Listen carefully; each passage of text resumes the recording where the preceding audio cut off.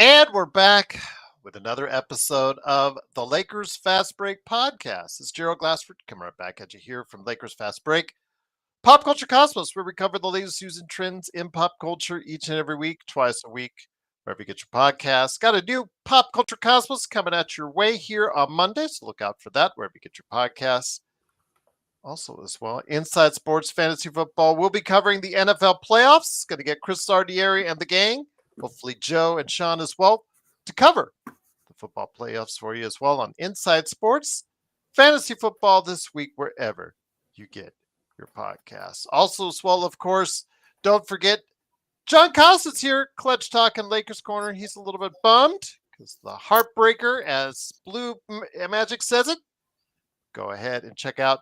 You can help mend John's heart by subscribing to Clutch Talk and Lakers Corner. You like how I mended that in there, John? I need that. That's how you help make my heart, man. Subscribe to the corner. There you go. Yeah, subscribe indeed. But of course, also as well, Joe Soro. He's going to be here, hopefully, Oxide T47 at LakersBall.com. And also as well, Simblades, the company that he owns for your landscaping needs. Go ahead and transform it today if you live in the SoCal area. Simblades, SimbladesWithY.com, and his game that he helps to finance and has made a reality is available on Steam. If you're in the fighting game genre, please go ahead and check out Corrupt. Coreupt on Steam. That's all you have to do. Coreupt on Steam. I've done it myself. Comes up really easily, and you can get it right now. It is the premier indie fighting game. Corrupt. Also, as well, of course, the Lakerholics crew at Lakerholics.com. They were here yesterday. Truly appreciate them stopping by. I know that Jamie and I were having a discussion during the game about the value of Jared Vanderbilt, who was reported on by JJ Redick saying that he's getting closer and closer to a return. We were evaluating the value of said Vanderbilt. So if you want to hear more, go ahead and check out Jamie, Tom, Michael, L-Rob today on our Lakerholics shows or Lakerholics.com. Empire Jeff TV covering the Lakers and the Dodgers. Big shout out to him. Also as well, Lakers in 5. Daniel Barry Sports Highlights. Yo! Also as well, John McCalian channel, of course, as well. Big shout out to him. I see him every time now on social media. He truly looks like a happy man. He's got a young lady in his life, and I'm telling you, I'm just so happy for him. Just that change, man. When you go like as far as from the single dude, you're out there, you think you're living life, but then you get that great individual in your life, and it just you just see the happiness out there. So big shout out to John McCalian right there for you. Hope you're all as well, my friend. Also as well, Stone Hansen. Hope he's doing well. I'm gonna try and get Albert Esmond. I want to go ahead. Alfred Esmond. I'm going to get, if I can say that name right. Alfred Esmond. I'm going to try and get him locked in here for tomorrow. Also, as well, maybe I get the Legend 350 to join us as well for an NBA observations. Looking forward to doing that as well. But yes, go ahead and support all those great people. And then, of course, playback.tv/Lakers Fast Break for us. Thank you. Mark, couldn't have done it without you. Could have done it without Sean. Could have done it without John. Could have done it without Danny. Could have done it without you. Could have done it without Laker Nick. Joe, Man. That's another story. Could have done that with all those guys. So, yes, appreciate you stopping by. We had a big crowd tonight. I was trying to get to the VIPs, driving as fast as I can. Got John texting me. Can you help my bro out? Can you help my man out? I was trying to help my dog. Like, okay, VIP, trying to VIP as best I can. After a while, I was just saying, you know what? I can't do it till the second quarter. I can't do it the second quarter. I need to drive. I need to shop.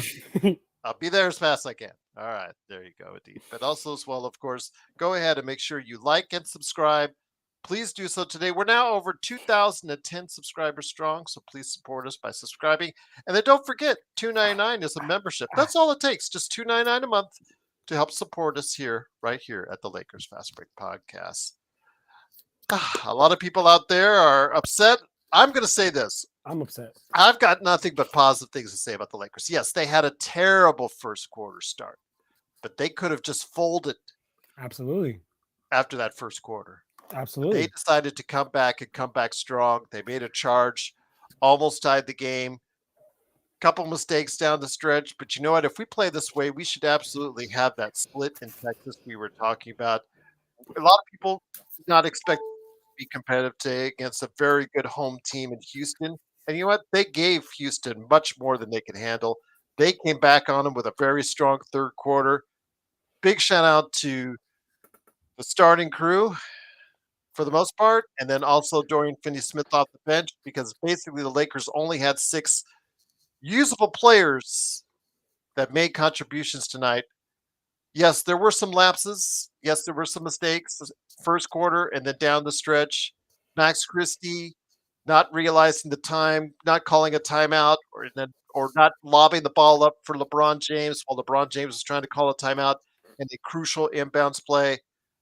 But still, to get us to that point, we were competitive where we had a chance to win. I think goes a long way. But yes, the Lakers do fall 119 to 115.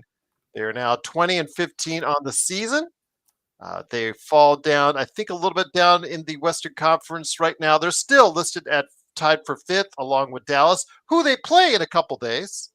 So we'll see what happens. Hey, now. You have a chance to get back up in the standings. They're only a half game behind Denver. And here today to go ahead and talk about today's game, what went right and what went wrong with Jalen Green going off, getting out rebounded quite a spell. Steven Adams looking like vintage Steven Adams. It's a good man indeed. He is, of course, the mastermind behind Clutch Talk and Lakers Corner. It is, of course, John Costa. John, great to have you here. Looking forward to a good conversation. Your thoughts on today's game? Again, I'm going to try and keep things positive. I know I love it. I love it. The refs killed us. Jalen Green killed us. Got killed on the board. All those things aside, the Lakers still came back in the second half and had a chance to win the game. I mean, if they continue to play like this, both on the road and home, they're going to find the breaks more in their favor as opposed to what we see today. But see, Gerald, when you say play like this, you have to specify play like this in the third quarter because the first quarter and that's my problem. That's true. It looked like it was going to be a rout in the first quarter. It looked like it was going to be rout, and that's my thing. So I love your positivity, and I think that the positivity is needed, and you have to. I'll just say this. Let me just say this, John, real quick. We talked about down the stretch that last play, the inbound play, about the mistakes. Who should be blamed? Max Christie, JJ Redick for setting up like that, et cetera, et cetera. But JJ Redick, we've talked about how he needs to learn and had his ups and downs so far as a rookie head coach. Today, I think, was one of his better coaching jobs to get the Lakers back and make the adjustments at halftime to get this team back to where it was to have a chance to win the game. So I will say he is learning. He's adapting. And he's getting this team a better chance to win in games where we just thought, oh, okay, this game is over, John. And that's a beautiful way to look at it, Gerald. And I think that's amazing, right? And it's kind of like how when I talk to Joe's always like, John, you're a good person. You're not like tact, John, tact, John, tact. And it's how I feel right now, Gerald, because Gerald, you're right. That's a beautiful way to look at it. But you know the way I'm looking at it? I'm looking at it that we gave up 36 points in the first quarter. We gave up 18 points to Jalen Green. Jalen Green by himself almost outscored our entire team. And this isn't just one of those cases of like, damn, like they caught fire, because yeah, they did catch fire. But shout out Xbox because he's in the chat. Xbox was talking about it in the playback. And if you don't check out playback with us, come check that out. Very fun time we had watching the game.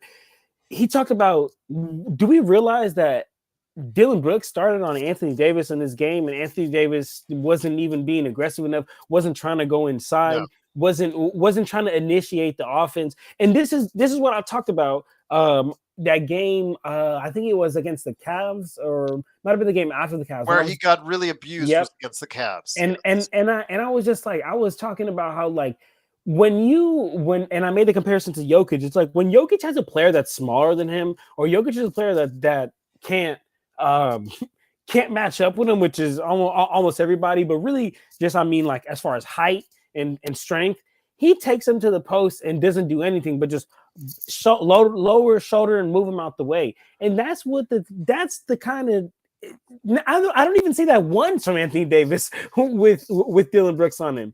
And when he does get to it, it's like he starts damn near at the 3-point line. So now he has to exert so much more energy just to move him out the way. When it's just these simple things that, not only didn't ignite our offense, but it also put us in a slump on the defensive end. It put us in an absolute slump because look at this, y'all. Anthony Davis, I say this. I don't know how to pronounce this word, but he is the Pendulum. He's the guy. Yes, he makes it fucking go. If he's down, we're down. If he's up, we're up. And without him, we're nowhere to be. Our defense is whack. Our offense is whack because he ignites everything. And when he doesn't bring it, there's gonna be a ripple effect. And I think that I love the fact that we scored 40 in that third quarter. I love the fact that LeBron started to turn it up. I love the fact that JJ Redick figured out the adjustments. But I don't love the fact that we put ourselves in the hole that we had to put 40 in the third quarter and then still we were down. That's a problem. I understand, and there were times again where your why doesn't he give it a little more effort? Why he's got a small guy down below. But look at the stats and look what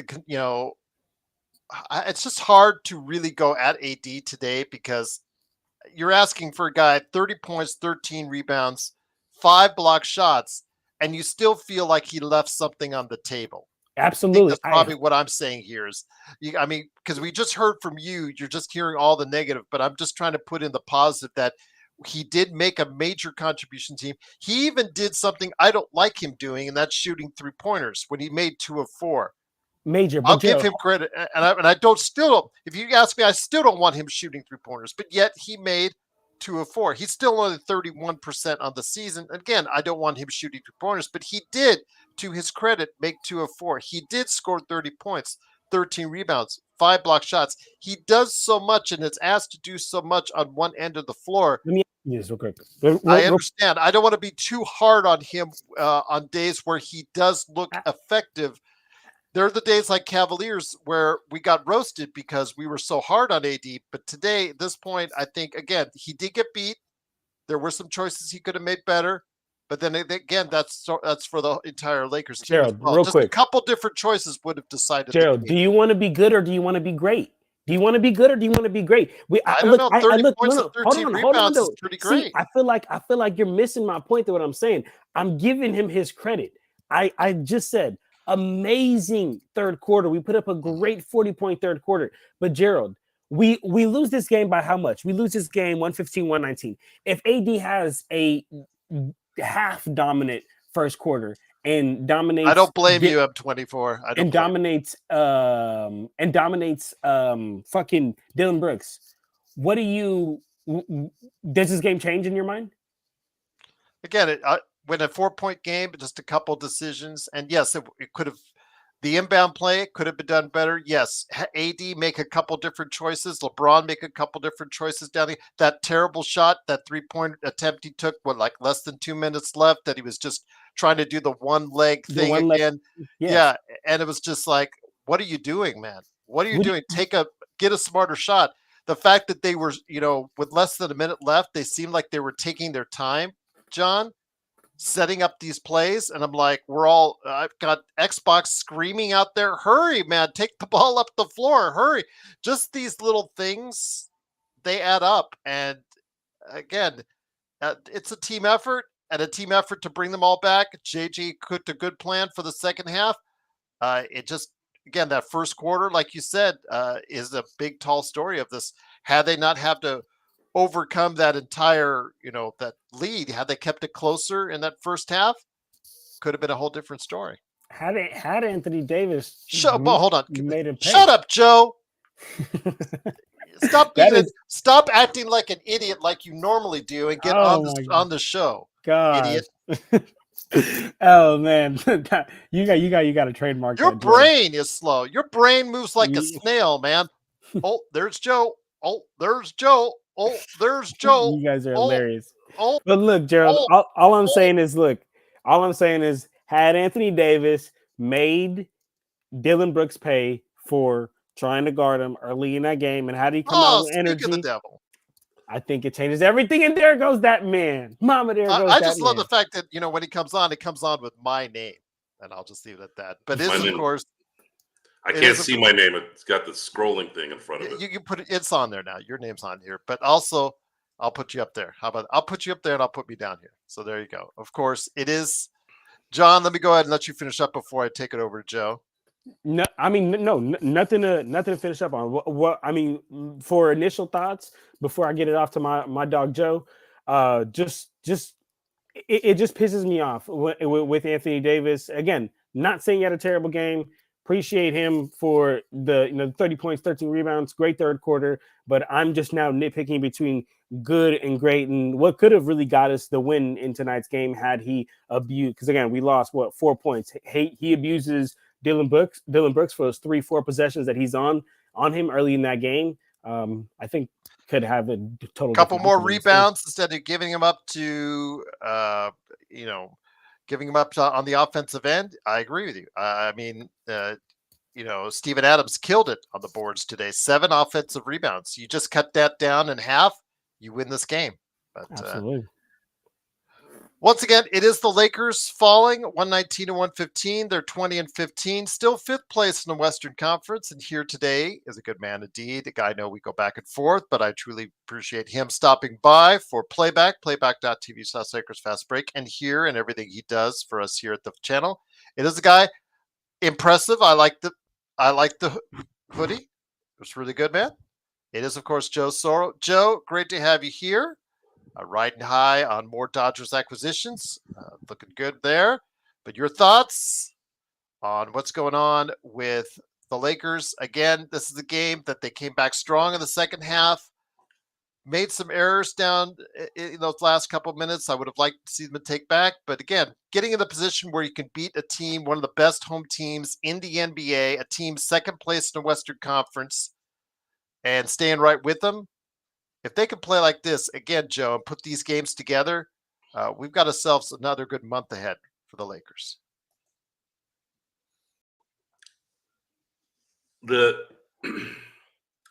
I'd say the frustrating part about tonight's game was it was a culmination of things. It wasn't so much one play here or one play there, because there's fundamental details that the Lakers don't do. And it has to be done by the players. How do you get it done by how does the coach do that? The coach has a role there, of course, but when you look at the great players that demand things, the great players in the past, you have to kind of rule with some fear. And at least that's what I've seen. Not all cases. Sometimes it's just some people take communication better in terms of like a calm communication. But I feel like the little things are not being done and they're not being addressed. The sideline issue. I as soon as I saw Houston pretty much nut up to every player in the front court, my initial instinct said somebody run to the other damn side. I don't understand why they don't do that. There was 7 seconds left. You had time. If you get desperate, do it. I don't understand why this team doesn't do the finer things well. The finer things, the little things. They're talented enough to do it. They don't do it. And it accumulates over a 48-minute game, especially when you're playing someone really good. If you're having a bad night, like it looked like they were having, that's fine. It happens. I get it. But the issues at the end of games especially are the identifier of who you are. You look at the Kansas City Chiefs, for example. I'll use them as an example. They're like the new New England Patriots. I remember for 20 years, all I heard was, oh, the refs are helping the Patriots. Now it's the Kansas City Chiefs. If I didn't if I didn't hear what I heard before then, I can't base it off anything before the Patriots because social media has changed our perception of things so much. I'm trying to use the most recent stuff that would show that. But there's this excuse from losers that somehow they were helped and they win. It's not, maybe once in a while, sure, but more often than not, the teams that are going to be effective, the teams that are going to win and be champions are the ones that win these kind of games. We saw that for years with the Lakers in many, many different stints. And a lot of it is because of the finer things, the little things.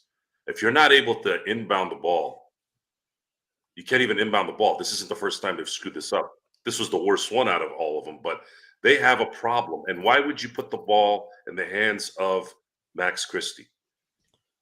He's not known as a passer, Joe. He's not a good decision maker. He's not a good decision maker when the pressure's on him. I don't know if he'll develop that later, maybe, hopefully, but that's the worst guy to put there. You should have put LeBron there. You should have put AD there. Put the responsibility on those guys. AD's not going to shoot a three. AD is 7 feet tall. He can get the ball in over to the left or the right, whatever. Get the ball to LeBron. LeBron's the only guy on that team that can dribble and run without his skill being affected. I just it's today was a stamp of, if I'm the coach, I'm going into practice going, guys, you have to make a decision here on whether you guys care about the details. You really, really need to care about the details. You really need to focus on how to box out.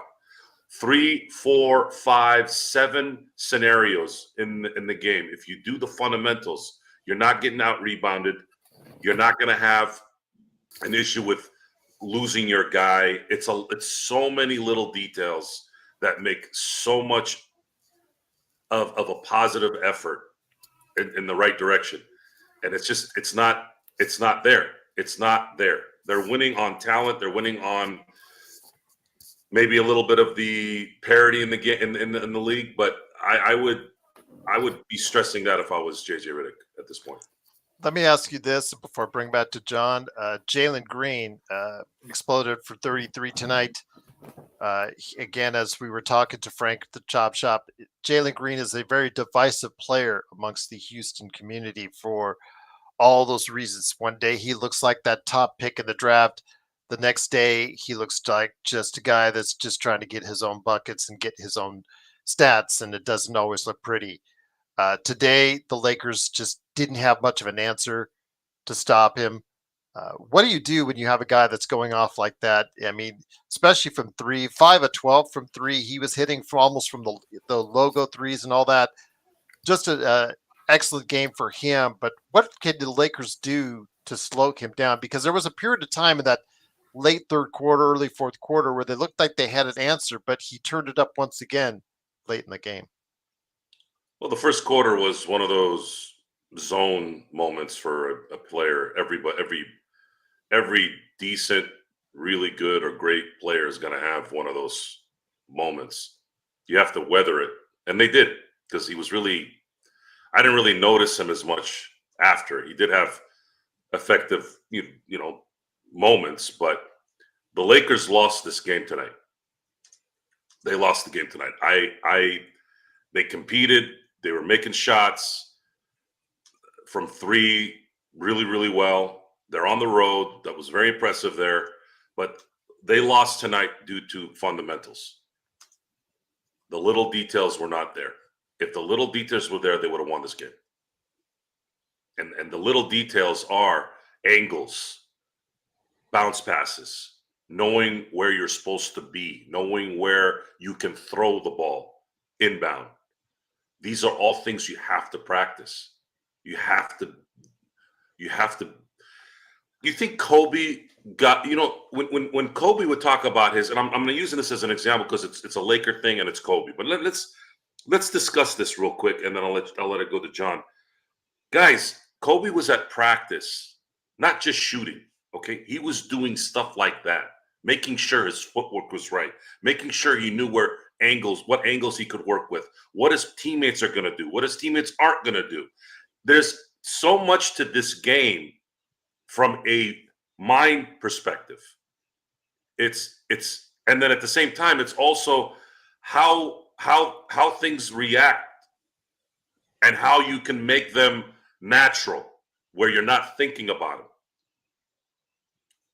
I'm watching Max Christie do this, and within a second, the first thought I had was, somebody go to the backcourt, please. LeBron is a deer, even at this age. If LeBron just jets, they don't usually chase anyone to the back.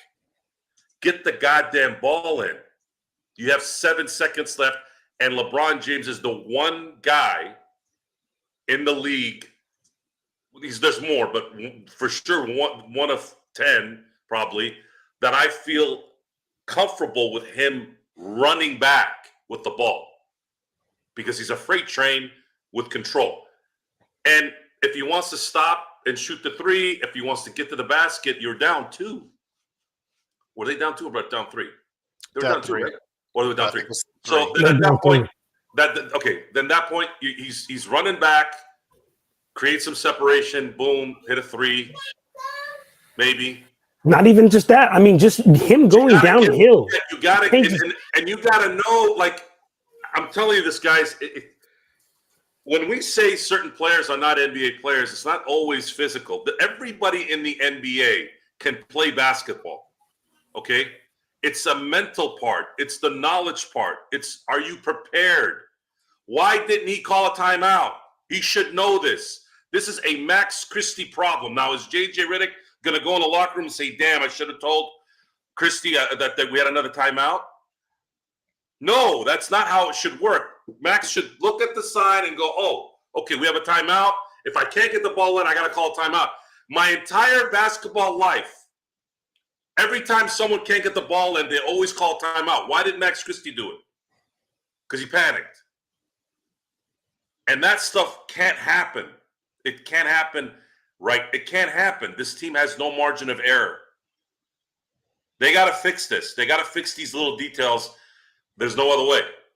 Otherwise, you're going to have more of these games. Like, figure out how to inbound the damn ball, dude. This has been a 2024, 2025 issue. Learn. Figure it out. That's like catching a fly ball, dude. Getting the ball in. Am I wrong? No, and this is a game that the Lakers definitely could have had. If they play like this in the second half, if they take that style of game, they took that effort, they can easily win in Dallas and at least get the sweep. But still, that you figure, what did you leave behind? Because you had a chance to go ahead and get this game had you just done a couple things differently. But John, let me bring it back to you. One of those things that they needed to do differently is getting their ass kicked on the boards, because they did get their ass kicked on the boards. Let's just go ahead and say it like it is. What was it? The total is 39 for the Lakers and 49. They got out rebounded by 10. It seemingly was like 100 at times because Steven Adams was just owning them on the boards. Again, 7 offensive rebounds, looking like the Steven Adams of old. So with that, John, I mean, obviously a lot of people have been talking about getting the big body. I think we need depth everywhere. And of course, a big man to help out AD is obviously needed as well. I mean, this was definitely a case where you could say that the Lakers, if they had more size, putting Rui as your center at times, they had that lineup. JJ went back to that lineup again because Jackson Hayes was ineffective tonight. He looked terrible tonight.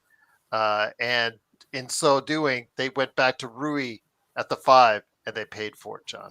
Yeah, Steven Adams really made us pay for that small ball, and honestly, he was probably salivating when he saw Rui. Like, was just excited, right? And the crazy thing is, for him, he must have loved it. And I don't know if you've seen when he checked out a game, but he got a standing ovation from his bench because of the work that he was doing on the glass, and that's because, I mean, the Lakers had nobody else to put on him. If it's not AD, it's gonna have to be Rui.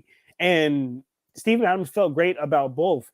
I don't even know what Steven Adams how many minutes he averages per game, but I'd love to see how many minutes he averaged per game and see if he played. I think he played more tonight than what he's averaging because remember he had that massive knee injury and he was out. and he was out for a He was long out time. over a season. Yep.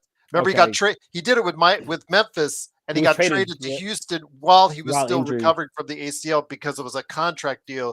Houston wanted the contract because I think it's expiring this year, like 15 million. Yeah, so it was a great pickup. Yeah, it was a great pickup because.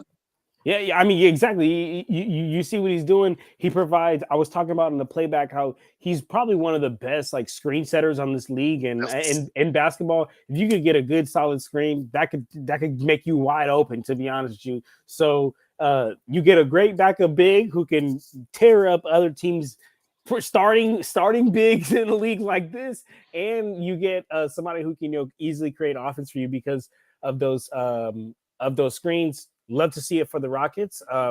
Hate to see it for the Lakers, knowing that we've been needing a backup big. But you know what? One thing I did say on the playback is that the good thing about the bottom, and I'm not saying we're at the bottom, but during this game, there was points where it felt like we were at the bottom. When the good thing about when you're at the bottom is you can't go down anymore, right? So the way I am looking at this, and I'm hoping that management is looking at this and saying, damn, we really, really need to help AD with the real big. And I hope this just puts a little bit more pressure on them to get it done because it's been a glaring need, and there's no way that everybody here in the chat, and I know the Lakers fast break and the Lakers corner family. I know we're very smart, but there's no way that we just see such a glaring hole, and my dog Rob over there just doesn't, or it just isn't doing anything about it. So. Hopefully this will open up the eyes of management to see that if we want to be competitive, if we want to do anything of any significance, we're gonna need that big. Parade on Figueroa has a great question. I'll hit it to you, Joe. It's on that last play, and then John, I have something for you on Amen Thompson, just to let you know, because he had a tremendous game. Give him credit where it's due. Something what was talked about last night from Frank the Chop Shop on our conversation there. So I want to go ahead and hit you up on that. But Joe, Parade on Figueroa has a great question. He's on Twitch, by the way. Please follow us there if you get a chance. Does the panel blame Christie or JJ more for that inbounds play? For me, I'd probably put JJ as my blame because Max is not a good passer. Max, we've talked about it for a while now, how the one really deficient area of his game is his playmaking ability. I remember that there was a time where Ham experimented him as a point guard, de facto point guard, and that was just ugly because he just cannot facilitate the way you want to. He does other things good. That's just not one part of his game he's developed yet. But Joe, and I'll bring it back to you, John, as well. Who do you think is more responsible for that play being not executed? Especially, I know that Darren still blames LeBron, but LeBron was calling a timeout, and you've got to lob it to a 6'9" guy over a 6-foot guard anytime anyways, Joe.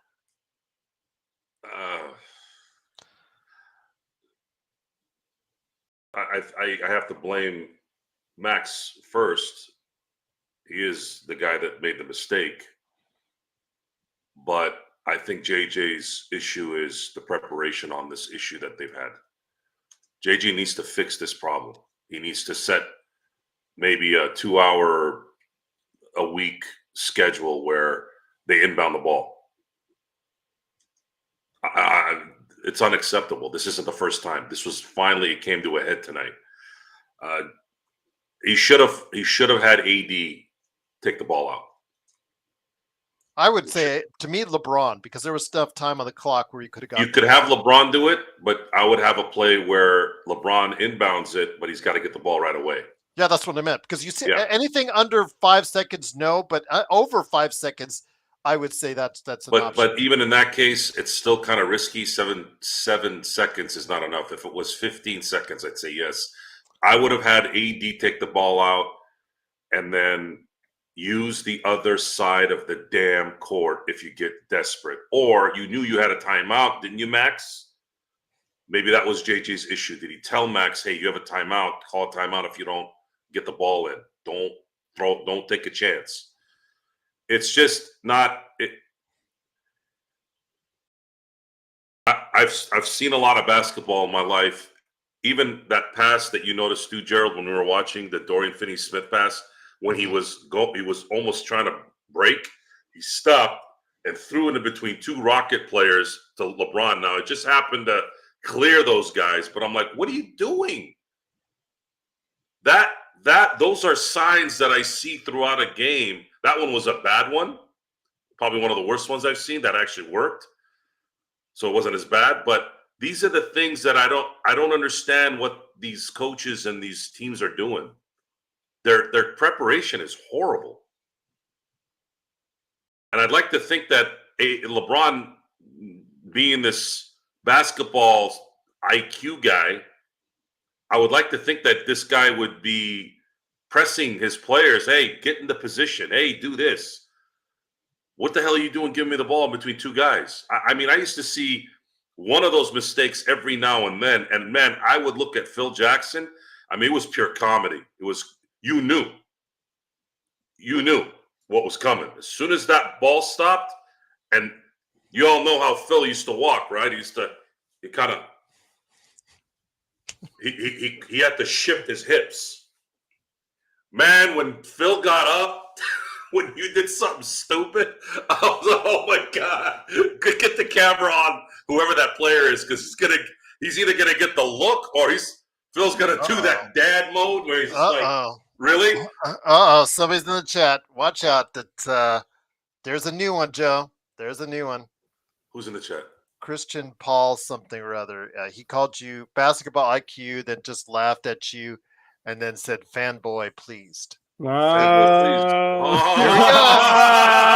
go. We found our target tonight. Bad boys. Well, let me say this. There's a sucker born every minute, and Christian, welcome to the world. You're born. You're not too Christian, man. You should change your name. Go ahead, Joe. Well, I can say, if you don't think LeBron doesn't have that, Christian, you're not watching basketball, brother.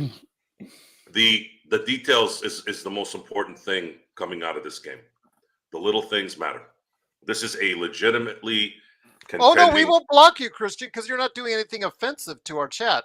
No, we just gonna troll you like you're trying to troll us. We're just better at it than you are. And once you come to this channel, you realize that we're better at it, especially him.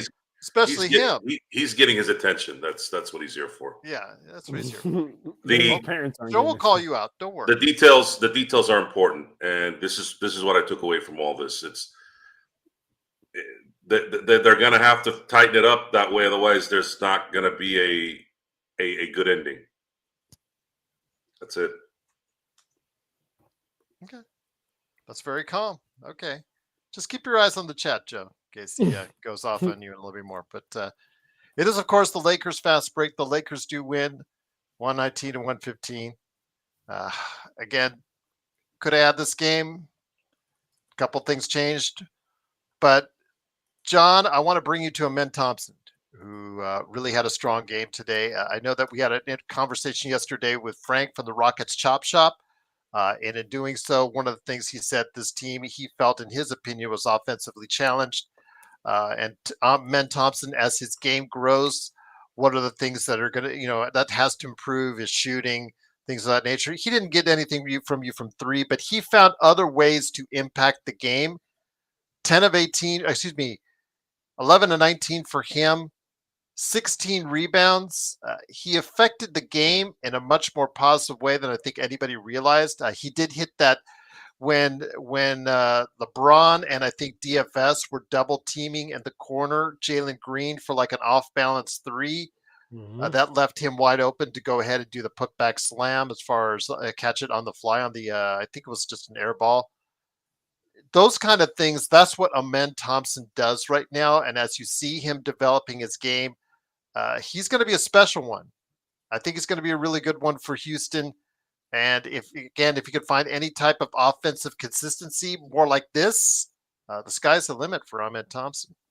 It absolutely is, Gerald. And I mean, he not only did he have the double double, the 23 and 16 boards, but I'm looking at the 6 offensive boards. I mean, you could look at other bigs around the league. Not even bigs aren't bringing in 6 offensive boards a night. And I'm not saying that he's doing this on a per night basis. No, he's not doing it on an every night basis. Yeah, I mean Jarvis says 11 points a game, but yeah, you can see where this is headed. Exactly. No, absolutely. I mean, I think he's got great potential. I really believe that he's got to grow into his body a lot, and I think he's got a lot of growing pains to go through, just because him and his brother went through that like OTE overtime elite league, and granted, like, you know, I'm all for, you know, new paths and new ways of life, which I think is cool and all, but the competition, you can't put that competition against college level competition or even overseas competition. So I do think that they're a couple years. I think they're a couple years behind, to be honest. They're going to be a little bit of a late project, but I could see them being big time, you know, defenders They're in this both league. starting to put it together. Absolutely right. Yeah. And I really don't want to mispronounce this person's name, but it's Kanwabe or Kanai, the one in the chat. He said Amen Thompson is a mini OG Ananobi. I love that. That is a great comparison. Kwabena is his name. Kwabena. Okay, appreciate you, Kwabena. Great. Amen Thompson is a mini OG. I could absolutely see him, you know, getting to a point where lockdown defender, one of those guys that you play with on basketball that's just built like a tank. You're just not moving those guys. He can figure it out on the offensive end as he, you know, from team to team and as he advances throughout his career. But tonight, great game from him, and unfortunate that we lost. That's really unfortunate because they all put up a great game, but shit, we should have won this game, guys. The way we fought back in that third quarter, and man, I'm the type of person where I hate doing stuff for no reason, and felt like that was for no reason coming back like that. I'm going to hit up Sports Baby's question in a sec, but Joe, the bench tonight was absolutely putrid. I mean, a lot was placed on the starters for tonight getting the job done. But for the bench, Joe, outside of DFS's performance, which was his best as the Lakers by far, 5 of 9, 13 points for him. The Lakers only added 3 more points off the bench, including a donut from Connect, Shake Milton with 1, Jackson Hayes with 2. And Jackson Hayes on the defense, don't even get me started. His defense was so bad, he was actually pulled off the floor. That's when they went to Rui at the 5. I think they need to find well, this has been a thing all season, Joe. Because this team does not have quality depth, we've had a problem with our bench being one of the worst producers in the league. And you're so reliant on your starting 5 to get things done. What do you see that needs to happen to maybe change things up to get a little bit more spice coming off the bench? It's going to be hard with athletic teams like the Rockets. Like Detroit the other day as well. Detroit as well. It's very difficult for Jackson to use his athleticism against athletes that know what they're doing athletically in certain moments. Jackson has a lot of ability, but he doesn't have very good footwork. He doesn't anticipate very well. He just doesn't have those things, and it'll be exploited against those who do. Now, what saved the Lakers tonight was they made timely shots. Timely shots are extremely important in 48-minute basketball games. You could have a bad first half, but if you hit a couple of momentum-changing threes here and there in the second half, you can ignite your team. Looking at DFS's best game as a Laker so far, I was pretty comfortable in saying that he only hit 2 threes, but he hit 2 threes at a time that they really needed them, and it really jump-started their comeback. So with Jackson, he is who he is. The Lakers the Lakers need a big that can have a better center of gravity, kind of like Aquaman. Aquaman is that's who he is, and it's unfortunate that he can't stay healthy because he could really he's the quintessential team center that would be perfect for a championship team.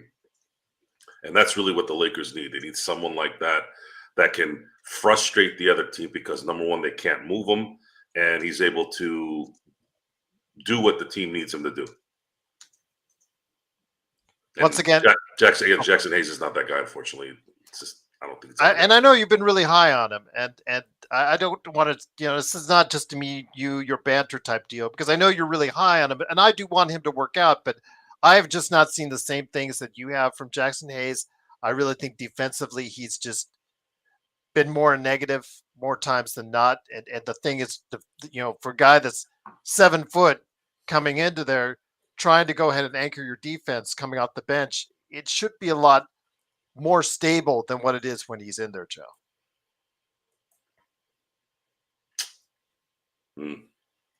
It should be, but he's not. It's just not something. I base his ability on resources spent. He's a minimum player that's doing more than a minimum player, and that's how I look at it. But in games like this, it's going to be a struggle. It was a struggle I remember vividly when Vando was playing that first year after the trade. He was winning games defensively. He was making amazing plays defensively. But as soon as he met a team that could exploit his weaknesses, that's when his play became non-existent. And Jackson Hayes will have that against teams that are athletically freakish, like Houston is, like Oklahoma City will be. Boston isn't so athletically crazy, but they're very efficient in terms of their ability to fundamentally play basketball and make shots. So you look at Jaylen Brown, as obviously he's a freak athlete. Jason Tatum has his moments, but you're never going to look at Porzingis and say he's a athletic marvel. You're not going to really look at Drew Holiday and say, "Oh, this guy's, Robert Pack." No, they have the athletes where they need them. They're number 1 and 1A, but everyone else plays very good sound basketball, fundamental wise, team wise, and the Lakers, I think, are a couple players away from doing that. But at the same time, they have to fix these little things. Otherwise, it's just never gonna get to that winning level that we want. Once again, it is the Lakers falling short on their comeback attempt, 119 to 115. Let me get you to what Sports Baby was asking. And yes, I did get Sean that link. I just must have gotten it to him a little bit too late. My apologies on that, Sean. Hopefully you're listening and watching. Get on here ASAP. Let me go ahead and get you back into John, because Sports Baby was asking a question because he says that the Lakers are losing to top teams. Houston is right now, record-wise, the second best team in the Western Conference. He says, is it a mental issue? I mean, Houston's one of the best home teams in the NBA. I don't know if it's a mental issue when you're going in there and you're almost taking that game away from them with a great second half, John. Yes, sorry, my table just broke right in front of me. But no, I mean, look, I don't think it's mental. What I'll say is, I think it's mental. I think it's mental with Max Christie at a point, right? Because I think that there's times when I look at him, and I'm not a body language doctor. I'm not gonna act like I'm a professional, but I could just see the body language in him, and he doesn't even believe in himself and his own skills. I would say at times, but there's other times where he looks really confident when he's shooting confidently, dribbling confidently, and in those times you can see it as well. With the mistake that he did tonight, that shit is kind of unexplainable. I mean, I'll be honest with you. I mean, he literally choked. It's like what Joe said. He had a timeout to call. It's on him as an inbounder to call it. He didn't call it, and that's that. I think that's a big reason why we lose the game tonight. I think that there are other reasons why we lost this game as well, but where was a big chance to get us right back in this game, that goes out the window. Now, is it mental? Do you mean against this team, or you mean just what do you mean, Gerald? Against good teams? Well, Sports maybe just said, is it just mental that it's in their head that they can't beat those top teams in the Western Conference or Eastern Conference? I guess he's comparing it to the Cleveland Cavaliers loss. When the Phoenix Suns were rolling earlier in the season, they lost there. I don't know what he was getting at, because again, they're the top teams in the NBA for a reason. And it just shows you, when you don't have a team that has a full roster of players that can help you, sometimes you're just not going to be able to beat those really quality teams, especially on the road. And the fact that, again, they were essentially one possession away from winning this game, I think goes a long way to show just how competitive this team really is. Yeah, I mean, I wouldn't say that we're a top team in the league, so it makes sense that we're getting beat by top teams in the league. But Joe, on yesterday's stream, or was it yesterday? No, Friday. I think it was last time we played. Yeah, it was Friday. He said a healthy and rested LeBron James and Anthony Davis, like, this team could do some damage. And I mean, I think you can see it on a night like tonight, not in the first quarter. What we can do, that we can hang with some of those top teams in the league. I think just not on a night to night basis, because you got to give LeBron every other day and a half to rest. But no, I wouldn't say it's mental. I would say the top teams are beating us because they're better than us. Joe, you concur? I mean, again, this is a game where, just a couple things taken care of in a different fashion. The refs make a couple different calls as well. Let's not leave the refs out of this. I know that's easy. That's low-hanging fruit. Every crowd base looks for it. They always argue that about us, is how we get the calls. They don't. But today there were some clear misses by the refs that, again, could have swayed this game. Well, the refereeing, in terms of just the fact that they started the game with a review after 30 seconds, and it took I saw that 5 minutes of real time. I'm going. I would love to see who started watching that game and then turned it off after that. I'd like to find out how many people did that. Well, you remember everybody was looking for the VIPs. I'm just driving on the road, and then all of a sudden they saw that first quarter score, Joe, and they turned it off. Which is fine. I mean, that's not necessarily anything that has to do with officiating, but the Houston Rockets are a very young team. The Oklahoma City Thunder are a very young team. Young teams against a motivated Anthony Davis and LeBron James. You don't really know yet what the results of that are going to be. Where the Lakers have suffered the last few years is they've played the last 3 losses. Obviously, they didn't make the playoffs in 2022, but in 2021, 23, and 24, their last 3 losses have been against teams that either went to the finals and almost won it, or probably should have won it last year.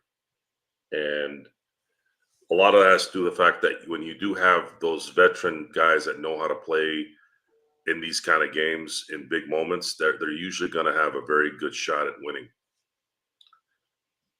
They have to play somebody like an MVP like Jokic, or at that time it was Booker and a very motivated Phoenix, fully Arsenal team.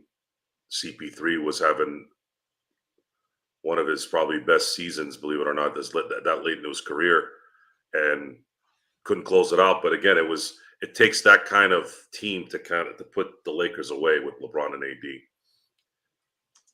I believe. I was just going to say, Darren calls us the bad boys of Lakers talk. We'll take it.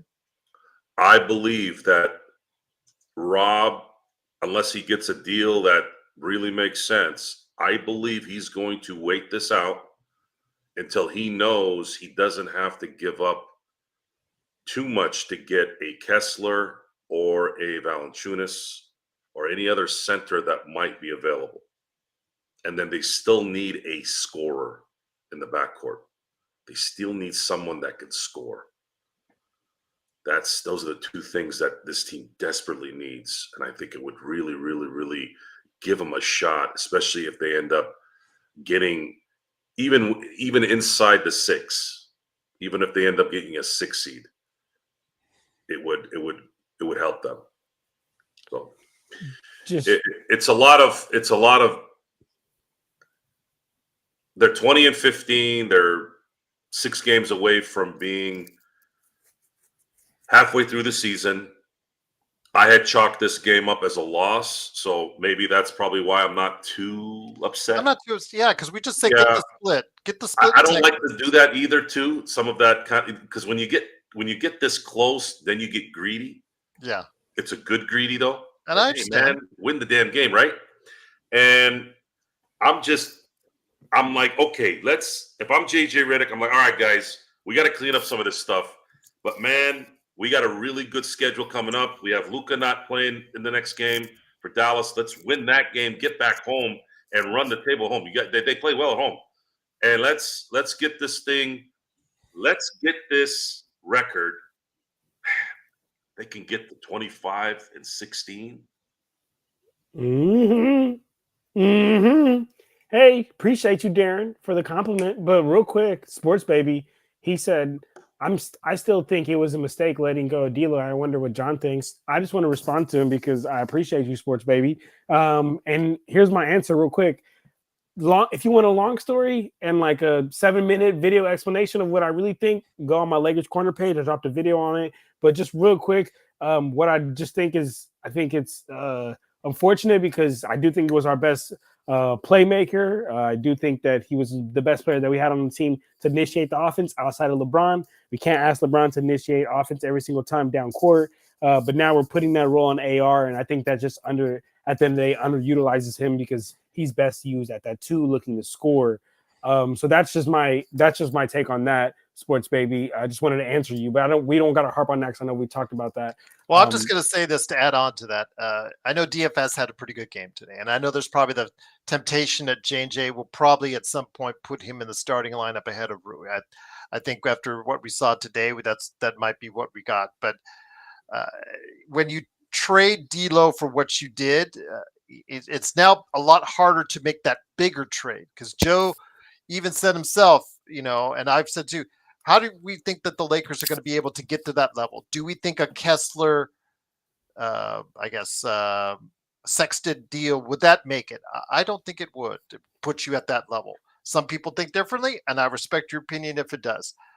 But like Joe, I think a third star or a third, as Joe said, a premier scorer and a big man would be, something that would be great. And all the deals that we discussed involving those type of people need the money that D'Lo's contract would have given you to get there, John. And that to me is something I think is now much harder to go ahead and get that name, get that big, splash that a lot of people are still hoping that Rob will get. And it's going to be a lot harder to do that because you just don't have the money in contracts unless you trade AR and Rui. Both. Yeah, and real quick, Mission said, "Stop it, John. D'Lo play like a girl." And this is one thing I gotta say, and I've said this on my video. If y'all want to check it out, look. I'm not backing D'Lo. I'm number one attacker when he needs to be attacked, but I'm also number one defender when he needs to be defended. And I am just pointing out a simple fact. And whether you like D'Lo or don't like D'Lo, we can all agree that his best trait as a basketball player is to play, make, and pass and set others up. That is essential when you have a player like Anthony Davis on your team who needs to get those easy setups, those easy lobs. Jackson Hayes, easy lobs at the hoop. Koloko, easy lobs at the hoops. That's all these guys do. And AD, no, he does a lot more. Hayes and Koloko, they're literally respectfully, they were put on this earth to set screens and jump high and dunk the ball. And D'Angelo Russell is right there to give him that. And that's the only reason why I said, and again, it's not, Austin Reeves can do all of that, but I just don't think he can do it at the same level that D'Angelo Russell can. Pass. Austin Reeves is a better player than D'Angelo Russell. Austin Reeves is a better player than D'Angelo Russell. Before you guys freak out, I think that's what I'm saying. No, Austin Reeves just cannot pass and play make as well as D'Angelo Russell can. That's it. Well, Joe, one of the things Sports Baby was commenting on was about the fact that he said, I think Rui, I think also as well, Austin Reeves, just not consistent enough for him. And I'm saying to myself, defensively, I'll never argue with Sports Baby on that. But offensively, today, 21 and 10. I mean, 6 of 13, could have shot a little bit better, but 3 of 6 from 3, 6 of 7 from the line. If you have a guard that's getting you 20 and 10, terrible defensively. I get that because he's even worse now that more has been put onto his plate. I get that. I'm not going to argue with that. But offensively, Joe, these were the kind of numbers that we were hoping D'Lo would get, and now Austin Reeves get it. But still, there are a lot of people out there that are not satisfied with his performance as far as consistency. I think from an offensive standpoint, I can't really argue right now because that's probably the maximum you're getting from him offensively. But defensively as a whole, when you look at the total picture, I get it. I understand it. What are your thoughts right now on Austin Reeves? Because again, I think it's an undrafted player who the Lakers have pretty much grown him from the start in the NBA. I think this is the maximum of what you're getting from it. And right now it's not that bad. You've squeezed every ounce of talent out of Austin Reeves. I agree. You've squeezed every ounce of talent out of Rui Hachimura. It's you rarely see us really land-based, let's say Rui. Austin, not really much. And we've been getting on AD a lot more lately because he's AD. We need him to be an MVP type player. The frustration with D'Angelo Russell is this is the second pick in a draft. A guy who just broke a Laker record. Imagine that. This guy owns a Laker record, the greatest basketball franchise, in my opinion, that's ever existed. And when you look at his ineptness, it's like, dude, really? You're back to this again? You couldn't continue this shooting that you were doing last year in the second half? It's different. It's different for certain players. And when you get on this, well, I'm on this guy's fan base or fan club or bandwagon. Look, that's great. I'm glad people like certain players, and I do too. Don't get me wrong. I love specific guys too sometimes. Powell was one of my favorites, obviously Kobe. However, this team has squeezed every ounce of energy out of what they have. And that's good. It's great. Which only proves more that this team needs more ammunition. And we've been saying that since the draft. It needs more ammunition. And it get two huge holes that they have right now.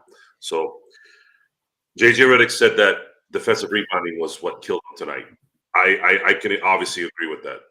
That was probably ultimately, if you had to pick one problem, that was probably what it was.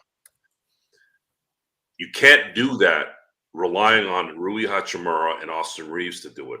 You're asking those guys to do stuff. That's like asking a wide receiver to play quarterback. It's just not in the cards for those guys to, well, just go do this. Just go do that. And it doesn't work like that.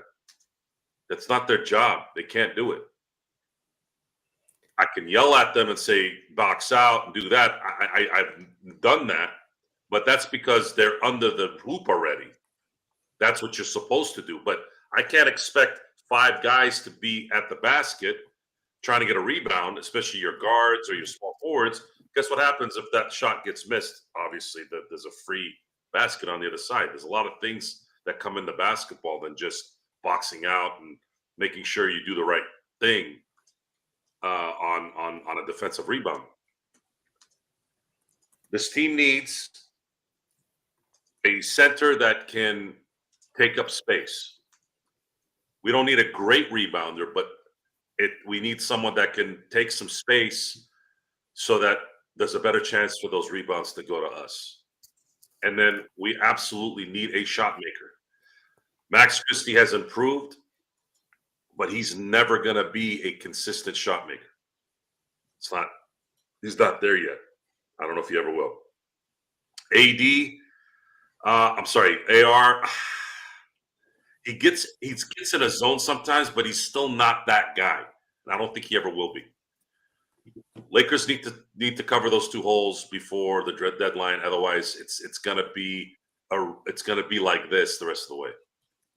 Man, guys, let me jump in here real quick. Please, please let me jump in here because oh my gosh, you guys are about to witness a murder scene here. Homelander, brother, strap in for a ride, brother.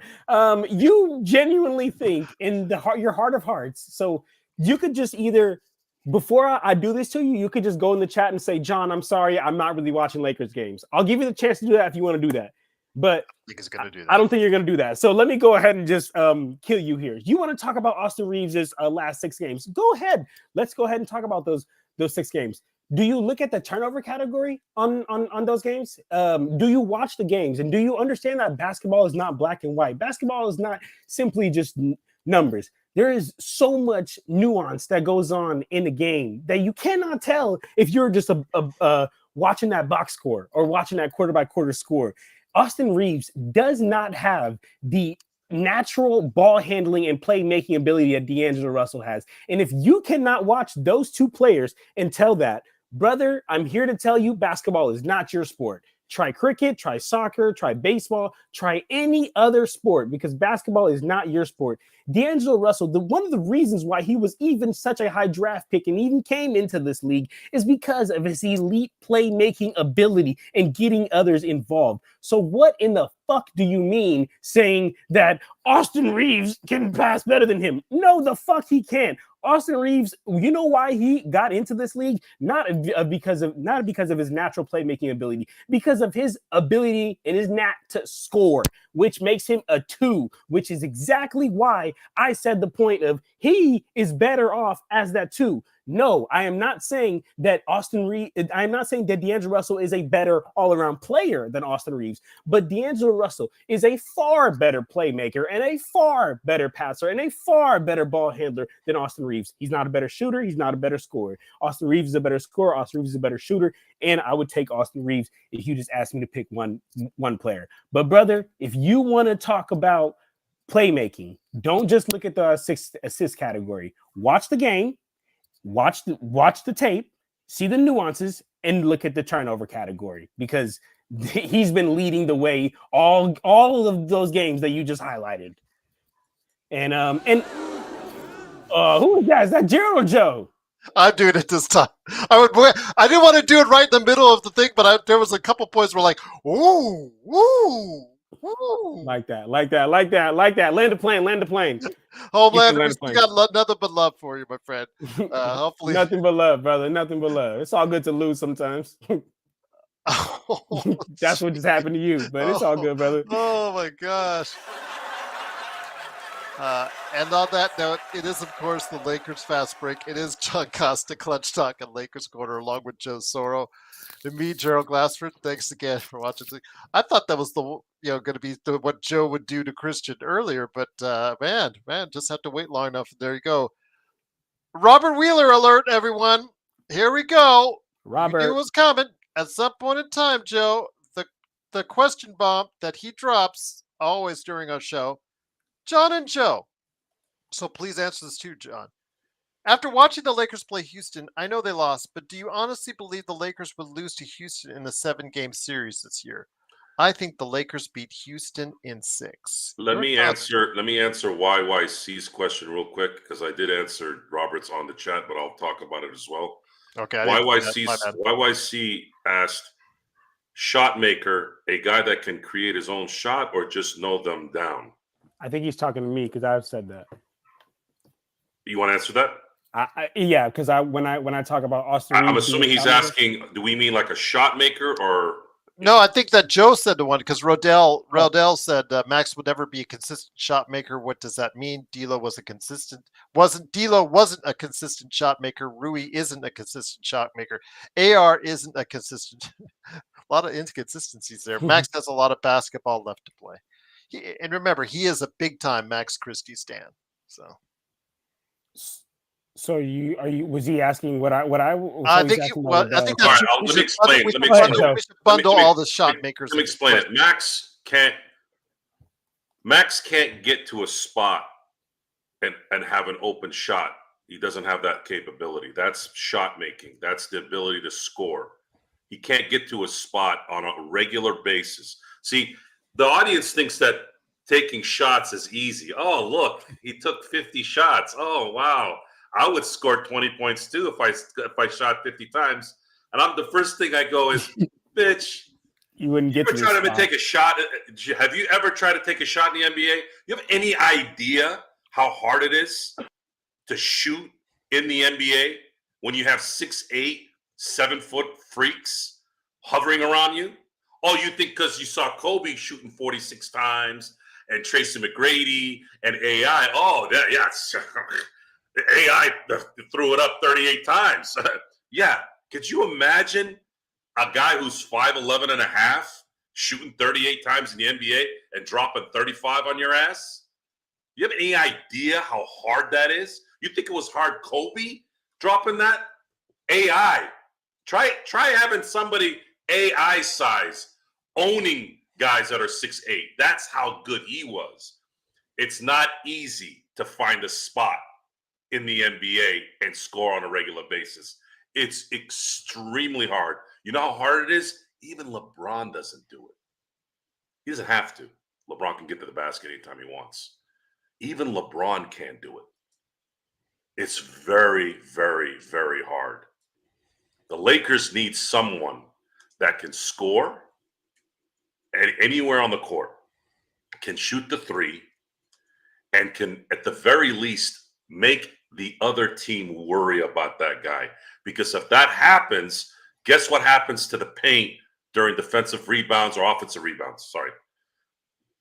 They go up because they can't just crash the boards. They're not worried. They're going to worry about that guy. They're going to have to put somebody on him. So imagine solving those two problems. You have a center that can create some kind of distraction down low to get a rebound. He can get the rebound as well. And then at the same time, you have someone that is a threat to get the ball and shoot. Those two things are what they need. If they can somehow find that, looking at the Kessler-Sexton deal, that is the exact two kind of players that this team needs. Now, I wish they could get better players. We all do. But I'm talking about realistically a chance to get something like that. Nick Richards and Melo, that's the ultimate dream, but that's not going to happen. I don't see that happening. But if Danny Ainge gets to Cinderella time when it's going to turn into the coach is going to turn into a pumpkin, maybe Rob might be able to slide something in there to tell Danny, look, you're not getting shit for what you want. Can you hook up your boy? Can you hook up your boy and we'll talk about some deals down the road? You get somebody like Sexton, you get somebody like Kessler. Now, yeah, they're not world beaters, but man, you have greatly increased your chances of competing with those two holes that you now have filled. Now, YYC, I think I answered this question, but let me get back to it real quick. Where was it? I want to make sure we touch on Roberts because again, I'm going to get to Roberts too as well. Let me just get this out of the way real quick. Where was it? Actually, I already answered this. Sorry. So Roberts was based on Robert. I answered this. I actually believe that. I believe Robert in that. I see them winning in 6 or 7. Yes, I think that the LeBron and the AD factor would play huge, and in the playoffs, pressure's a little tighter. Your best player, arguably, I know Sengun's probably the best player, but your guy Jalen is a little bit of a hothead. If he kind of veers off a little bit, he can be taken out of his game, and that's horrible in the playoffs. You can't do that. Rasheed Wallace learned that for almost a decade until he finally won because he couldn't keep himself focused. He's always angry. So yeah, I would say Robert's prediction on that. I feel confident that the Lakers can win that series. Honestly, Robert, I don't want to say talent wise. I mean, talent wise, we're definitely not there. But come playoffs, the game is played so much differently. And the one thing about playoffs is that the games are not every day, so you get the rest. That rest of the LeBron James and Anthony Davis, we can have them healthy. I mean, as long as they come into playoffs healthy, and then as long as they're resting, I think we can do it. The only thing that I would really be fearful on is them turning this shit into a track meet. Because if they turn this into a track meet and it's turned into a long series, I think we'd get worn out just like regular series, but I'm like regular season. Bruce Brown has been out the entire season. He just came back, has played, I think, 2 or 3 games for Toronto, Darren. He also, remember, his $23 million or thereabouts, I think, on his contract.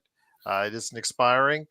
So it is very attractive for Toronto to keep that money on the books and let it just wipe itself off. So if you're going to go after him, might want to go ahead and wait until he becomes a buyout candidate. Well, actually, most of the teams can't get him as a buyout candidate because he costs too much. So you're going to have to hope that he gets traded somewhere. For the Lakers, I don't know what he gives you because, again, he has not been the same player since he left Denver in the finals.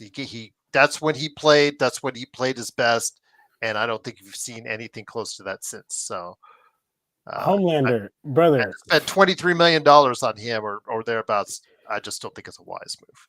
Homelander, I would love for you to ask the panel and ask all your friends and see if they actually watch Lakers and ask them who is a better playmaker. Ask them like, why did D'Angelo Russell even come into this league? I promise you, they're not going to say because of a scoring guard. Promise you, they're going to talk about his passing ability and his playmaking ability. Again, I am not bagging on Austin Reeves. He can do it, just not to the same level because it's not what he's naturally good at. He's naturally good at going to get a team is anytime this team has asked him to be the de facto point guard. I know that Vogel, I know that Ham has tried to do it. It did not have good results. Now this is the best. This is the best given in their defense. To come back at you on that, he is playing better than he's ever done. Than he's ever played. And I give him that credit for that. And that's the thing. And that's the part that I'm not going to let anybody misconstrue what I'm saying. I'm giving him credit for that, but I'm just saying I don't know how sustainable this is because in the past of how I've seen it, and it's just a simple fact. D'Angelo Russell does that part of basketball better than he does. And that is just a fact. And that doesn't hurt him. That's not a bagging on him. It's just a fact. And if Homelander can't see that, I mean, it's just on him. With D'Lo, it's always what the defense. Why couldn't he become a better player? Agreed. When his career is over, it's going to be he should have been better than what you saw actually for all. Agreed. But that's just not what we're talking about here in this. But agreed. I 100% agree with that. But in this instance, that's not what we're talking about. We're talking about playmaking and passing ability and AR and D'Angelo Russell. And there's a clear better player. And with Doobie, saying, DFS is clearly better than D'Lo, do the trade 100 times out of 100, whatever you're saying. But I understand that. But for me, the reason why I'm beginning to think maybe we should not have done that trade is because if you really want to go, for lack of a better term, big game hunting for a premier player that can change the dynamic of this team, because all you guys are talking about are rotation players. When you talk about this player, talk about that player, you talk about this player, talk about that player. Kessler's a rotation player. Sexton's a rotation player. These guys just, when it comes right down to it, are not going to be able to, they make your team incrementally better, but they do not make your team substantially better. And I'm thinking if you really want to go ahead and with LeBron James and Anthony Davis, keep that window open, you have to go after someone that could really, really get you what you need in a playoff game. That, if LeBron or AD are not doing it, is there someone else that's going to, that's going to get you 20, 25 when it matters the most? And again, there are very select players out there that the Lakers could do that with those 2 first-round draft picks, but trading D'Lo away takes $20 million close to it off your books, and that's so hard to piece all that money together in order to do so without giving up AR and Rui along with it. Tough Stu. He said You made in it the harder, in essence, to go ahead and go after a big player. chat. Tough Stu said it in the chat perfectly. Couldn't have said it better. He could thread the needle with a pass to AD. He had a great crab dribble. Was just a good playmaker. I'm thinking that's what you're getting at here, Tough. But everything else was not so good at all. I am 100% there with you on that, Tough. So, Joe, let me bring it back to you. And once again, it is the Lakers winning. Not a wish. The Lakers losing 119 to 115. I was so excited there that they were close to it, but didn't execute down the stretch. Some rough calls. I know that after the game, fingers are being pointed at the refs. I just think the lack of execution again at late in the game. This is something that the Lakers have not been able to fine tune in recent weeks. As we lost Joe, hopefully we'll get him back. Is the lack of execution down the stretch today? Again, obviously one part of it was that offensive foul that AD got. Very questionable because it looked like a flop. Of course, also as well, LeBron James, though, kind of taking a rush 3 when he didn't need to take it. I think he could have set up for a better shot. The way that they're just walking the ball up the court with just under a minute to play, you got to be getting into your motions to think a little bit sooner. Just little things like that. I think, we've seen over the course of the past couple months, John, that have just not worked out well down the stretch. I think the Lakers, if they just work on some of these things, they could find themselves on the other end of the deal more often than not in these close game situations, John. We could have absolutely. Oh, there you go, Joe. Joe, the floor is yours, brother. It's your turn. Sorry, Your mic is fucked up. It sounds like you're a bandit now. Back the old days when you had the Darth Vader voice. There's something weird going on with Talk Studio. I don't know. It sounds fine. I switched to video and it logged me off. I don't know. Gotta go refresh because your audio is super... refresh on that if you can. Mission, brother. Why are you guys not listening to my takes? He said his D'Lo secret cousin of mine. I'm not defending him. I'm just telling a fact. Me saying he's a terrible defender and he's inconsistent on the offensive end. How is that defending him? No. I'm just defending his playmaking ability. Joey, hold on. Gerald, you said last week we sweep Denver in a series. Do you think so? I've never had that conversation. I don't think I've said about Denver in a playoff series is that everybody fears Jokic because it's Jokic.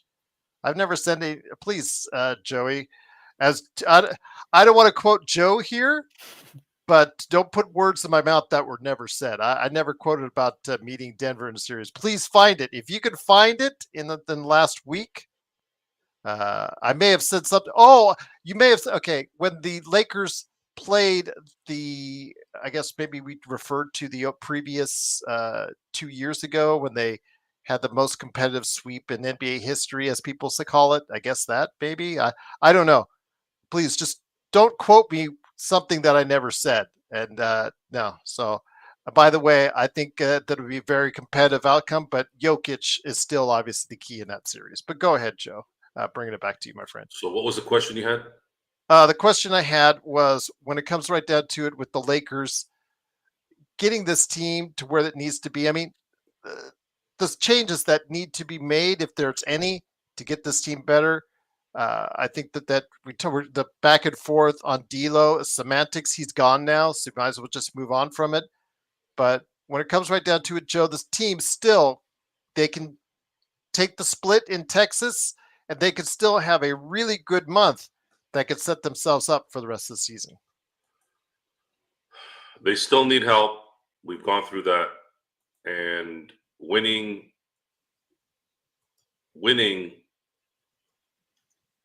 during this homestand is crucial to the momentum going into what will be a very interesting trade deadline for them. And then they don't have to kill themselves after the deadline like they have the last couple of years and burning themselves out. they might have a better shot at playing somebody like Denver at that point if they're not killing themselves to get into the playoffs. Then they only make it to the play-in. They got to play an extra game. It's a lot of perspiration there.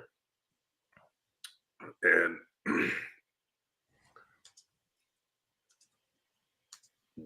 in the NBA, to open some things up for Joey out here, it doesn't matter. It doesn't matter. It doesn't matter how good a team is against somebody else. If you look at any team in sports, there's always one team that causes, no matter how great that team is, an issue. It's always not. So let's use something that you all probably know. I could have gone back a little bit here, but so the Patriots couldn't beat the Giants in the Super Bowl twice. It just the Giant and the one time that they did beat the Giants, they barely won a season-ending regular season game. And it's just because the Giants matched up very well with what they were trying to do. And sometimes that happens. In the NBA right now, the Lakers are the Patriots to the Denver Giants. Denver has them mentally. They have them scheme-wise. And they have the MVP on their team.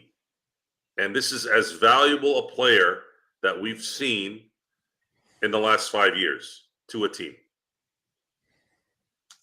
It's just what it is. And for some reason, Porter Jr. and Jamal, and when Aaron Gordon's playing, these guys seem to turn it up a notch against the Lakers. It happens. Yeah, the Denver Nuggets would still be favored in the series, and there's no way I would say that the Lakers would be sweeping the Denver Nuggets in a series right now. That I don't know, Joey. Again, no one on this panel, to my recollection, has said that in the past 2-3 weeks or since the DFS trade. I never mentioned or have not heard anybody mention DFS specifically when you're talking about guarding MPJ. I think you're getting our show mixed up with another ones. I know that those other run-of-the-mill Lakers shows are always talk about that kind of stuff, but yeah, unfortunately, that was not said here. That's a crazy take as far as saying that somebody's going to sweep somebody at this point in time. We're 35 games into the season. They could sweep them if Jokic has an end of the season injury. Yeah, that changes the things altogether. But not a healthy Jokic, not a healthy team in general. No. Yeah.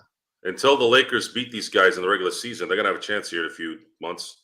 Yeah. Then we'll see if they can get out of that rut mentally, and then if they do face in the playoffs, then the Lakers can nip that in the butt. But the Lakers need to have a couple more guys that can help them. Otherwise, they're gonna have to spread themselves too thin on their way to getting this right. You see that, John? 24. Mission, okay. Come on, gang. Of course we do. Welcome to our world. Yes. M24 was just joking with John to say, we're just trying to use you as a punching bag for now to deal with this loss. Homelander, I got you come up with second, but I think Robert had one first. John and Joe, has the floor and ceiling changed for how the Lakers season will end compared to the start of the season? For me, the Lakers' floor is first round exit and ceiling is the Lakers winning the chip. I don't have the Lakers winning the championship. They just don't have a roster that is going to push past any of those teams. So my ceiling is not there.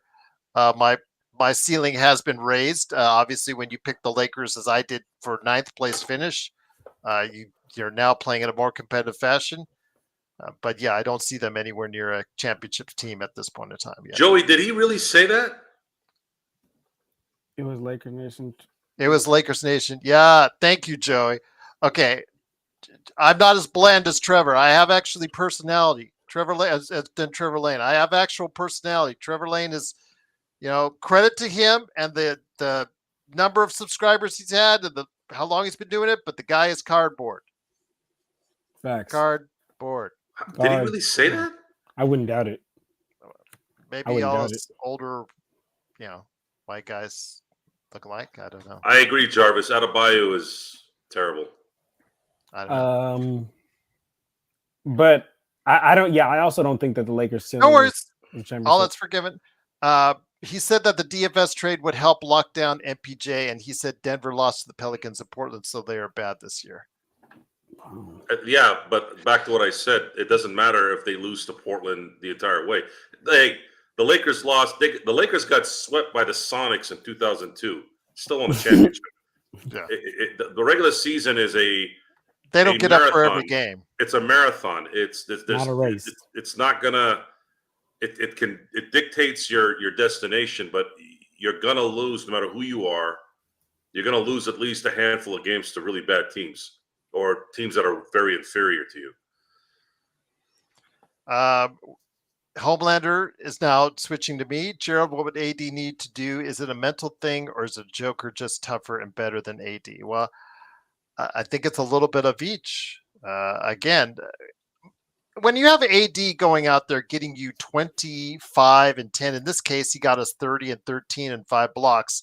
I get that. I want to look at that side just as much as I want to look at those other little things maybe tonight that he could have changed differently to help make these things happen. But to an extent, it could be mental. You know, those free throws that are missed constantly by him down the stretch. But when he's a 80% shooter from the line, you know, there's little things I would like to see him change his game. But maybe it is a little bit up here. But it's going to be hard for him to change because he's already 31 years old. He's already been in the league 13 years. So it's really, really difficult for someone at that period of time to change who they are. But maybe it is a little bit of toughness because we even talked about earlier today, John, when he could have. Okay, Sagoon's not blocking your shot. So why are you still trying to float shots up there and underhand shots up there for layup? Why aren't you just trying to slam it and get the call? Sometimes I don't understand what AD does because he's what 6'10", 6'11", whatever you want to say he is, 7 foot. He's 200 and what 60? He's 250, 260, Joe? Yeah, I think it's 260. 260. Okay. Yeah. And he's still putting up their things soft and he tries to lay it up. And I'm just thinking to myself, God, if I was that height and weight, I know it's easy for me to say this, but man, I'd just be putting it up there against a guy like Sengun with a little bit more force, against Sabonis with a little more force. Sabonis is not blocking my shot. Sengun is not blocking my shot. Jokic is not blocking my shot with AD's, you know, athletic gifts and size. I just don't get it, John. Sometimes let me bring it back to you that why you know, and Homelander's got a great point. Is it a mental thing? Is it just who he is? Just his his makeup on who he is? I honestly think that's who he is, and that's part of the reason why I really believe that AD will never be a 1A. Like I just don't think he has that dog in him. I think it can come out at times, but it doesn't naturally have it, and I think that and that's how I started it. I started the stream by going on an AD rant. I said, "You got Dylan Brooks who's 6'6" on you, and you're 6'11". That's got to be, you know what I'm saying, fried chicken all day. That's got to be eat. You got to eat that up." But he didn't, so I don't know. Yeah. But I'm about to hop into my recap really quick though. But okay, on behalf of Trevor Lane here, I will say thanks so much again. We're going to be heading out pretty soon anyways, but it is John Costa, Clutch Talk on Lakers Corner. Please go ahead and subscribe to him today, right wherever you get your podcasts. Truly appreciate, John, all the stuff that you did today on Playback and, of course, here on the Lakers Fast Break. Thank you, guys. Follow Lakers Corner for more Lakers updates. I'm about to do a recap right now on it if you want to get a recap on the game. But appreciate you, Homelander. It's all love, brother. And I will see you guys. Hope you have a great rest of your day, and I'll see you guys on Tuesday. Absolutely. You the same, my friend. Once again, John Costa, Clutch Talk and Lakers Corner. Right there for you. Please subscribe today. I would love their subscriber base. Again, as much as we knock Trevor Lane on this show and on this channel, the bland presentation, like et cetera, you got to admit he's got the audience, and that's something we are striving for every day. And with your help, we can get that and make that happen. Joe, I know that you're about ready to when you make that look and make that little smirk, you're about ready to go ahead and pop off on me. So I will let you go ahead and do so. I know we got some good things hopefully tomorrow. Alfred Esmond, I'm trying to arrange a time with him. Sean said he wants to do his show tomorrow as well, so we'll see what we can do about that. But any last thoughts, my friend, before you take a shot at me?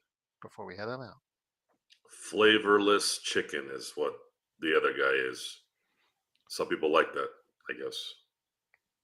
Plus, he's He was backed up. first, though. He was He's first on backed this. up by something, though, isn't he? We're not backed up by Yeah, anything. we're not backed up, but Yeah, he's it's probably got easy some to help. it's easy to do when you have backup. It's always easy when someone else is fitting the bill. So, to put a button on tonight,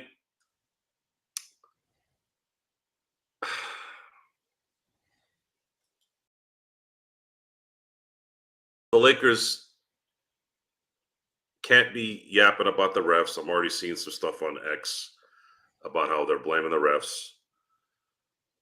Refs do have a part in certain games, but it can't be every game. And when you freeze a picture and say, "See, they should have done this because it froze." Look, he called a timeout before Max threw the ball in. People don't refs and real life doesn't slow down like that, folks. You have to make an assessment as it's going. And the problem tonight was too many mental mistakes in a 48-minute game. And if you had tightened those up a little bit, you would have won this game. So take what you got tonight, beat Dallas in Dallas, and get your butt back to LA and start really making a run here. A nice 6-game winning streak would be a way for the Lakers to start really being able to move LeBron and AD in certain spots so that they can rest too. That's how I'm moving. That's right now very important until Rob Pelinka figures out a way to get some reinforcements here. And we'll see what happens. But tomorrow we'll be back with more great shows. And then, of course, Tuesday, it is the Dallas game, which we'll have on playback.tv/Lakers Fast Break. And, of course, the best Lakers post game that's out there. No, not on Lakers Nation. Right here at the Lakers Fast Break. Okay. Now I've been confused, Joe, with Trevor Lane. Now I've lived a full life, Joe, I guess. So there you go. But Johnny says, AD, it's better have Joker's lunch money every day. AD is nowhere near Joker. Nobody's going to argue with Joker. 3-time MVP. I don't know how you can argue with that. He's a great player. He literally keeps Denver, despite all the other issues going on that team, to where they're at today. I've never argued with you on the greatness of Jokic. He is the best player of this decade, in my opinion. Would you say I'm wrong on that, Joe? No. Yeah. So it could be the back end could end up being Wembanyama, but I don't know. Yeah. I don't think he has enough time.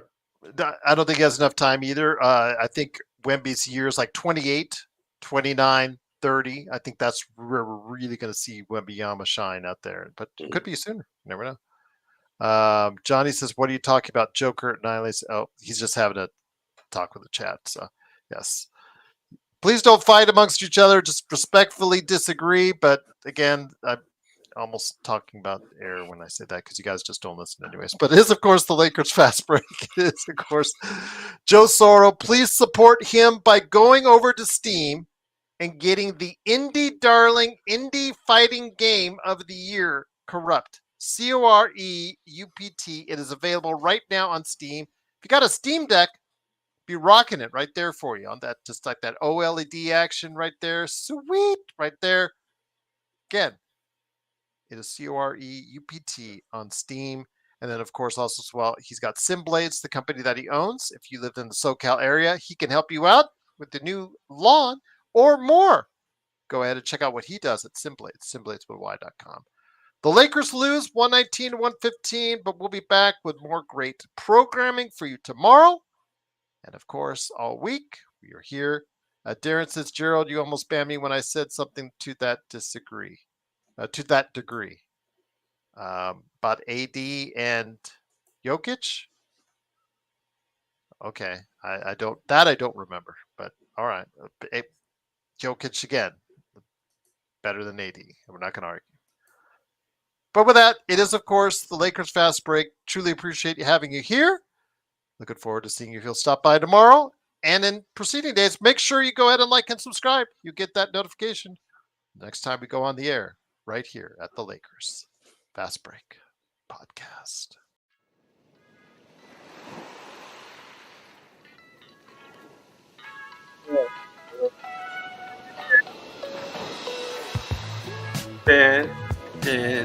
Dan.